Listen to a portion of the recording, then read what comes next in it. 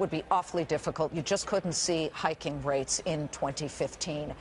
Right off the bat, I want to ask you, is Janet Yellen, has she created, unintentionally, any kind of bubble that you see?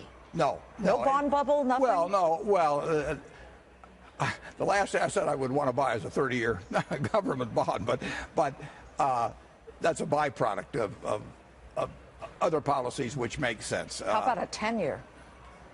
I don't want a 10-day bond.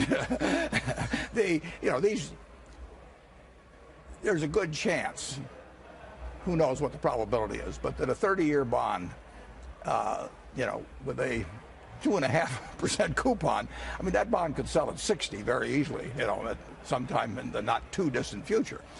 Who knows? But what Europe is doing is, to some extent, I think, put it in a little bit of a box in terms of raising rates. Well, that does bring us to a very strong dollar. Have you made any currency bets as it pertains to Europe, Russia, anywhere?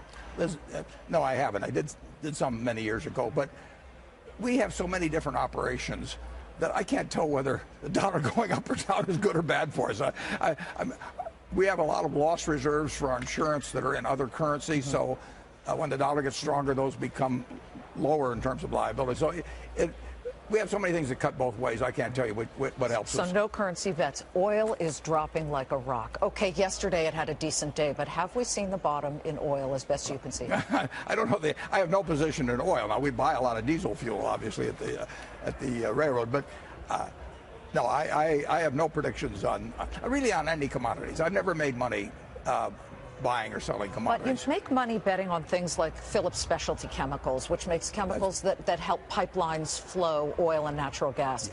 Was that a bet on the eventual passage of Keystone?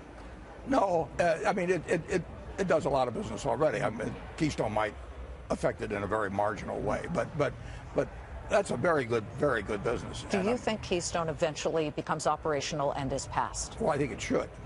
Yeah, I think it should. And it goes right through Nebraska. It goes through, and it disturbs a lot of people in Nebraska, and I can understand it. I mean, if you had a farm and you don't want it going through, but that's always a problem with pipelines. I mean, that's nobody's going to. There's a lot of that not in my backyard problem, but I think by and large Keystone should be done. Let's get to how oil is affecting Russia, and that's an international picture. Putin, dangerous, more dangerous as he gets pushed further into the sanction corner? Well, he's got a lot tougher economic problems than he had a couple of years ago. Apparently he's very popular, and who knows how the Russian people react to it, but his economic hand has really been hurt, obviously. Well, then things are cheap there. Do you see any bargains in Russia? Are you looking? No, the answer is we do some business in Russia, but we bought some foreign securities, and we'd like to buy more businesses around the world. We're probably going to buy a small business in Europe, but I'd love to buy big ones. This small business, I'm not going to ask you because I know that you wouldn't tell me, but is it in Western Europe? Yeah. That's as far as we'll go. Okay, so there's news. You're going to buy a business in Western. Would that be your first, right? You own an Israeli business. Yeah, we own an Israeli business, and we have a lot of subsidiary operations there. But and we have actually the oldest reinsurance company in the world, which was formerly called Claman, is now called Gen Re AG. Gen Re. Yeah. Right. We know it well.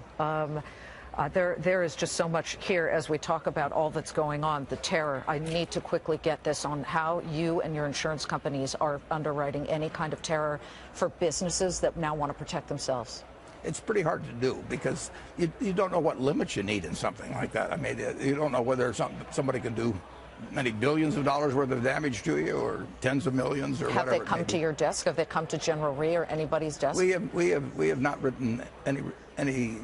There may be something I don't know about, but basically we have not been in the cyber insurance business.